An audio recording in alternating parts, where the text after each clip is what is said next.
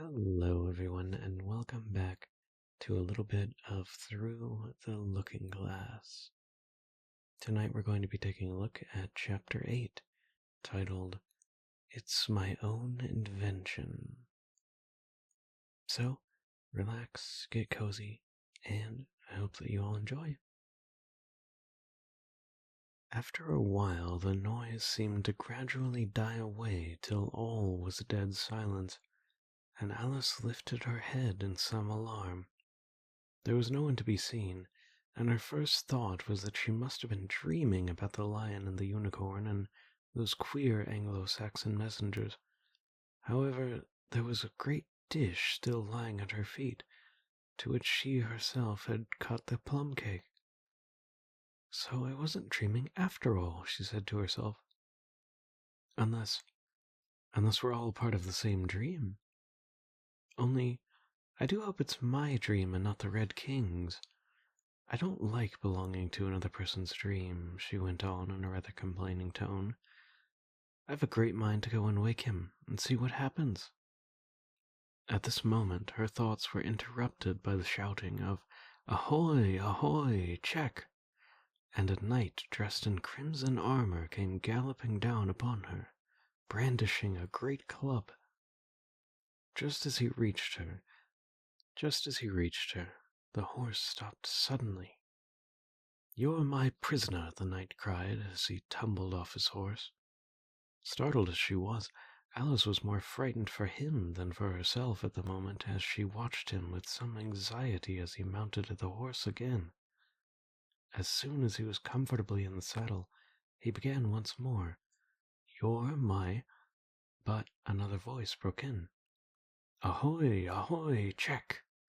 And Alice looked round in some surprise for the new enemy. This time it was a white knight. He drew up at Alice's side and tumbled off his horse just as the Red Knight had done. Then he got on again, and the two knights sat and looked at each other for some time without speaking. Alice looked from one to the other in some bewilderment. "She's my prisoner, you know," the Red Knight said at last. "Yes, but then I came and rescued her," the White Knight replied.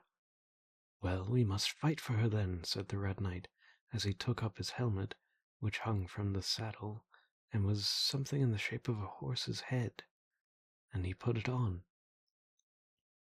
"You will observe the rules of battle, of course," the White Knight remarked, putting on his helmet too. "I always do," said the Red Knight, and they began banging away at each other with such fury that Alice got behind a tree to get out of the way of the blows. "I wonder now what the rules of battle are," she said to herself as she watched the fight timidly peering out from her hiding place. "One rule seems to be that if one knight hits the other, he knocks him off his horse, and if he misses, he tumbles off himself. And another rule seems to be that if they hold their clubs with their arms, as if they were Punch and Judy, well, what a noise they make when they tumble, just like a whole set of fire irons falling into the fender. And how quiet the horses are. They let them get on and off just as if they were tables." Another rule of battle, and that Alice had not noticed, seemed to be that they always fell on their heads, and the battle ended with both of their falling off in this way, side by side. When they got up again, they shook hands, and then the Red Knight mounted and galloped off. "Ah, it was a glorious victory, wasn't it?" said the White Knight as he came up panting.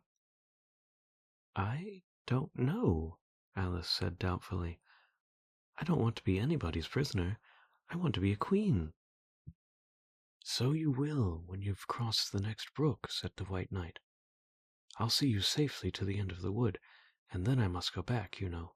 That's the end of my move." "Well, thank you very much," said Alice. "May I help you off with your helmet?" It was evidently more than he could manage by himself, however. She managed to shake him out of it at last. "Now one can breathe more easily," said the knight, putting back his shaggy hair with both hands and turning his gentle face and large mild eyes to Alice. She thought she had never seen such a strange-looking soldier in all her life. He was dressed in tin armor which seemed to fit him very poorly, and he had a queer-shaped little deal box fastened across his shoulder, upside down and with the lid hanging open. Alice looked at it with great curiosity.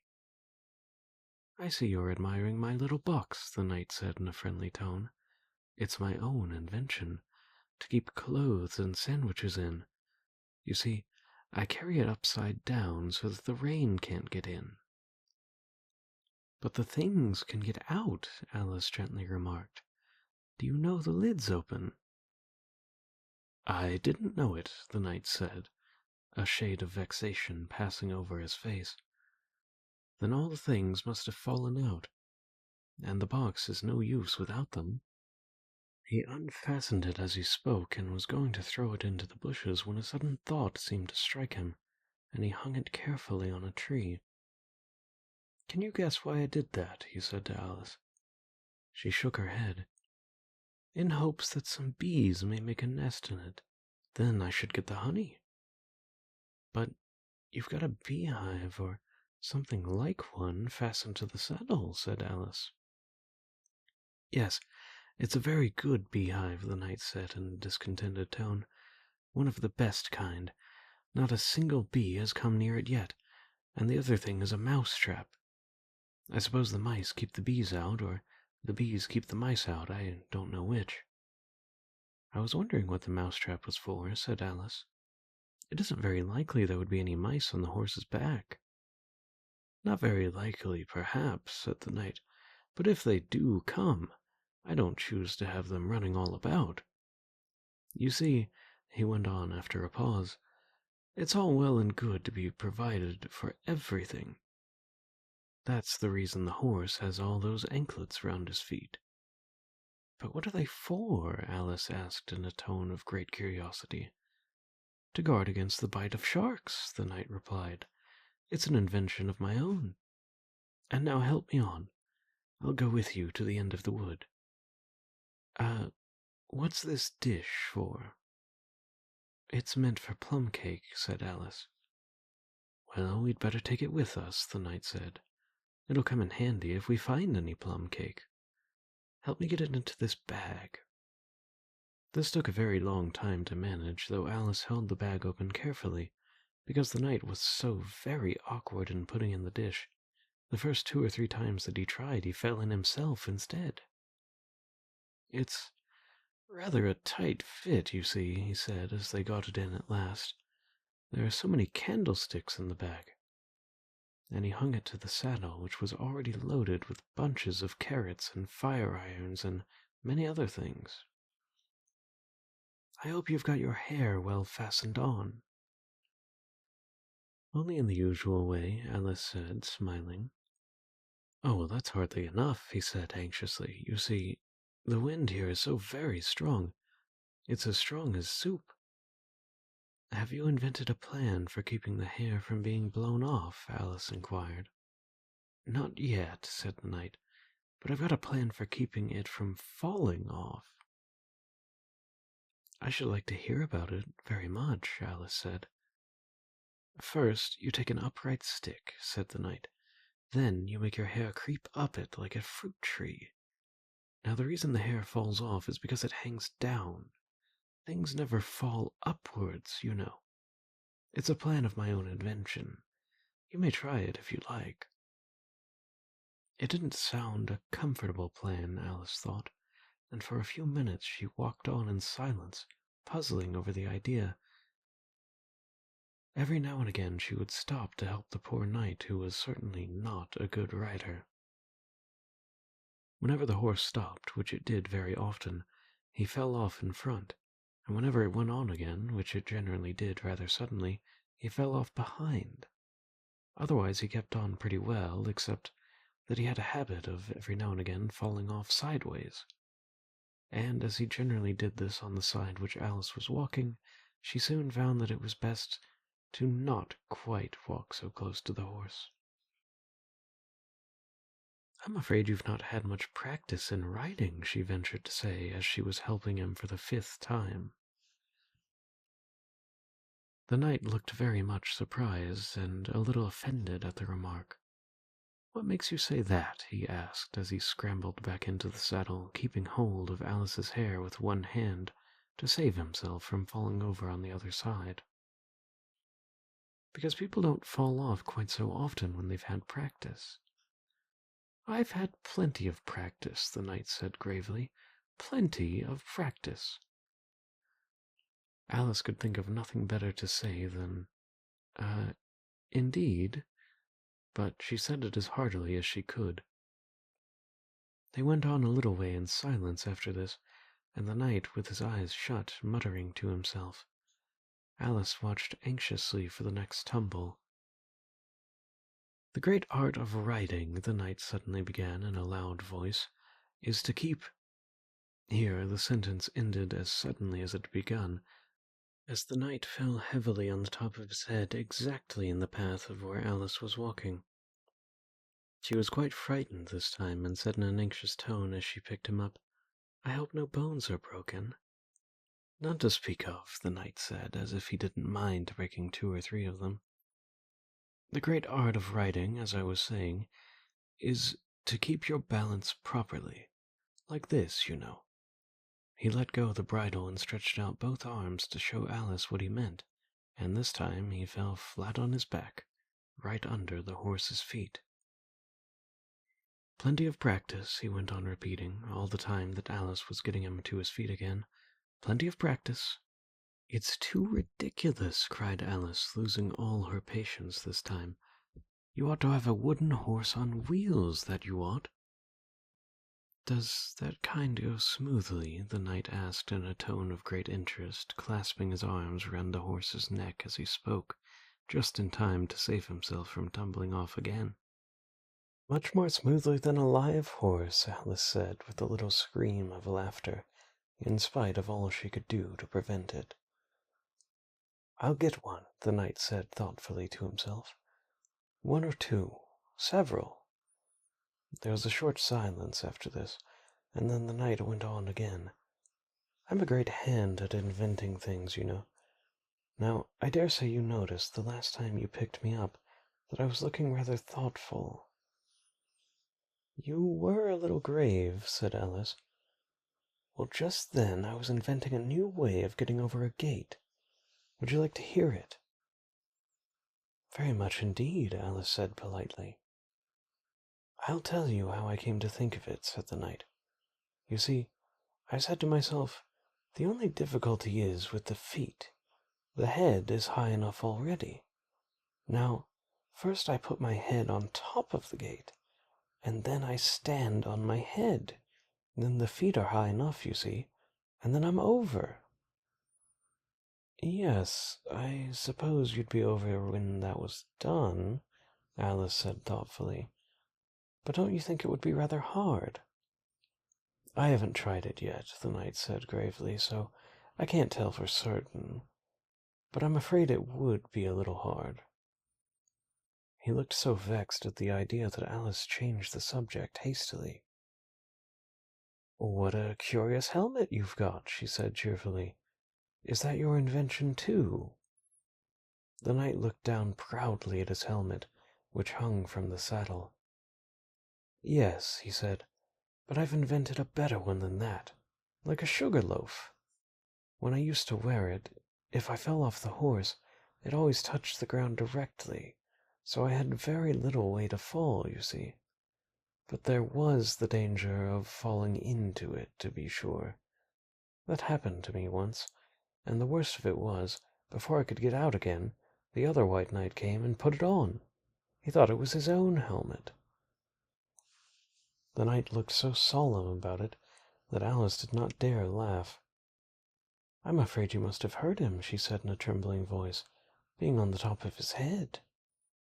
"I had to kick him, of course," the knight said very seriously, and then he took the helmet off again, but it took hours and hours to get me out. I was as fast well, as lightning, you know." "But that's a different kind of fastness," Alice objected. The knight shook his head. "It was all kinds of fastness with me, I can assure you." He raised his hands in some excitement as he said this, and instantly rolled out of the saddle and fell headlong into a ditch. Alice ran to the side of the ditch to look for him. She was rather startled by the fall, as for some reason he had kept on very well, and she was afraid that he was really hurt this time. However, though she could see nothing but the soles of his feet, she was much relieved to hear that he was talking on in his usual tone. "All kinds of fastness," he repeated. "But it was careless of him to put on another man's helmet, you know, with a man in it, too." "How can you go on talking so quietly, head downwards?" Alice asked, as she dragged him out by the feet and laid him in a heap on the bank. The knight looked surprised at the question. "What does it matter where my body happens to be?" he said. "My mind goes on working all the same. In fact, the more head downwards I am, the more I keep inventing new things. Now, the cleverest sort of thing that I ever did," he went on after a pause, "was inventing a new pudding during the meat course." "In time to have it cooked for the next course," said Alice. "Well, not the next course," the knight said in a slow, thoughtful tone. "No, certainly not the next course." "Then it would have to be the next day.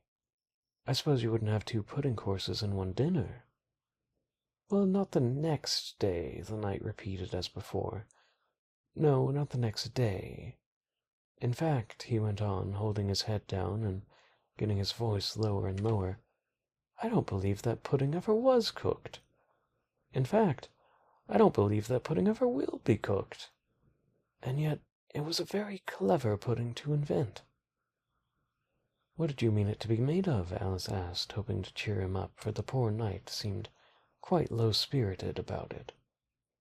"It began with blotting paper," the knight answered with a groan.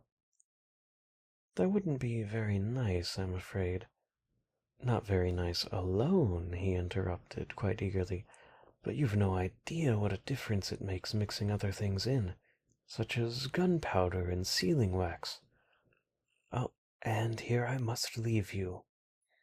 They had just come to the end of the wood. Alice could only look puzzled. She was thinking of the pudding. "You are sad," the knight said in an anxious tone. "Let me sing you a song to comfort you." "Is it very long?" Alice asked, for she had heard a good deal of poetry that day. "It's long," said the knight, "but very, very beautiful. Everybody that hears me sing it either brings the tears into their eyes, or what else?" said Alice, for the knight had made a sudden pause. "Or else it doesn't, you know. The name of the song is called Haddock's Eyes." "Oh, that's the name of the song, is it?" Alice said, trying her best to feel interested. "No, you don't understand," the knight said, looking a little vexed. "That's what the name is called. The name really is The Aged Man." "Then I ought to have said that's what this song is called," Alice corrected herself. "No, you oughtn't. That's quite another thing. The song is called Ways and Means, but that's only what it's called, you know." "Well, what is the song, then?" Alice said, who was completely bewildered by this time. "I was coming to that," the knight said. "The song really is A Sitting on a Gate, and the tune's my own invention." So saying, he stopped his horse and let the reins fall on its neck, then slowly beating time with one hand, and with a faint smile lighting up his gentle, foolish face, as if he enjoyed the music of his song, he began. Of all the strange things that Alice saw in her journey through the looking-glass, this was the one that she always remembered most clearly. Years afterward she could bring the whole scene back again, as if it had been only yesterday. The mild blue eyes and kindly smile of the knight, the setting sun gleaming through his hair, the shining on his armor in a blaze of light that quite dazzled her, the horse quietly moving about with reins hanging loose around its neck, cropping the grass at her feet, and the black shadows of the forest behind. All this she took in like a picture. With one hand shading her eyes, she leant against a tree, watching the strange pair, and listening, in a half-dream, to the melancholy of the song. "The tune isn't his own invention," she said to herself. "It's 'I give thee all, I can no more.'" She stood and listened very attentively, but no tears ever did come into her eyes. "I'll tell thee everything I can, there's little to relate. I saw an aged man a-sitting on a gate. 'Who are you, aged man?' I said, 'and how is it that you live?' And his answer trickled through my head like water through a sieve. He said, 'I look for butterflies that sleep among the wheat. I make them into mutton pies and sell them in the street. I sell them unto men,' he said, 'who sail on stormy seas, and that's the way I get my bread, a trifle, if you please.' But I was thinking of a plan to dye one's whiskers green, and to always use a fan so large that they could not be seen. So having no reply to give to what the old man said, I cried, 'Come tell me how you live,' and thumped him on the head. His accents mild took up the tale. He said, 'I go my ways, and when I find a mountain rill I set it in a blaze, and thence they make a stuff they call Roland's Mascar oil, yet 2 pence halfpenny is all they give me for my toil.' But I was thinking of a way to feed oneself on batter, and so go on from day to day, getting a little fatter. I shook him well from side to side until his face was blue. 'Come tell me how you live,' I cried, 'and what it is you do.' He said, 'I hunt for haddock's eyes among the heather bright, and work them into waistcoat buttons into the silent night. And these I do not sell for gold or coin of silvery shine, but for a copper halfpenny, and that will purchase 9. I sometimes dig for buttered rolls, or set lime twigs for crabs. I sometimes search the grassy knolls for wheels of handsome cabs. And that's the way,' he gave a wink, 'by which I get my wealth, and very gladly will I drink your honour's noble health.' I heard him then, for I had just completed my design to keep Menai Bridge from rust by boiling it in wine. I thanked him for telling me the way he got his wealth, but chiefly for his wish that he might drink my noble health. And now if ever by chance I put my finger into glue, or madly squeeze a right-hand foot into a left-hand shoe, or if a drop upon my toe a very heavy weight, I weep, for it reminds me so of that old man I used to know, whose look was mild, whose speech was slow, whose hair was whiter than the snow, whose face was very like a crow, with eyes like cinders all aglow, who seemed distracted with his woe, who rocked his body to and fro, and muttered mumblingly and low, as if his mouth were full of dough, who snorted like a buffalo, that summer evening long ago, a-sitting on a gate." As the knight sang the last words of the ballad, he gathered the reins and turned his horse's head along the road by which they had come. "You've only a few yards to go," he said, "down the hill and over that little brook, and then you'll be a queen. But you'll stay and see me off first," he added, as Alice turned with an eager look in the direction to which he pointed. "I shan't be long. You'll wait and wave your handkerchief, and when I get to that turn in the road, I think it'll encourage me, you see." "Of course I'll wait," said Alice, "and thank you very much for coming so far, and for the song. I liked it very much." "I hope so," the knight said doubtfully, "but you didn't cry as much as I thought you would." So they shook hands, and the knight rode slowly away into the forest. It won't take long to see him off, I expect, Alice said to herself. There he goes, right on his head as usual. However, he gets on again rather easily. That comes of having so many things hung round the horse. So she went on talking to herself as she watched the horse walking leisurely along the road, and the knight tumbling off time and time again, first on one side, then on the other. After the fourth or the fifth tumble he reached the turn, and then she waved her handkerchief to him, and waved till he was out of sight. I hope it encouraged him, she said, as she turned to run down the hill. And now for the last brook, and to be a queen! How grand it sounds! A very few steps brought her to the edge of the brook. The 8th square at last! She cried as she bounds across, and threw herself down to rest on a lawn as soft as moss, with little flower beds dotted about it here and there. Oh, how glad I am to get here! And what is this on my head? She exclaimed in a tone of dismay, as she put her hands up to something very heavy and fitted tight all round her head. But how can it got up there without my knowing? She said this to herself as she lifted it off and set it on her lap to make out what it could possibly be. It was a golden crown. That was chapter 8. Thank you so much for listening, for joining me for yet another night, and I hope that you enjoyed. Next time we will be back with the final chapters of Through the Looking Glass. I'm excited, I hope that you are too, but more than anything, I just hope that you're able to get some good rest. Have a good night.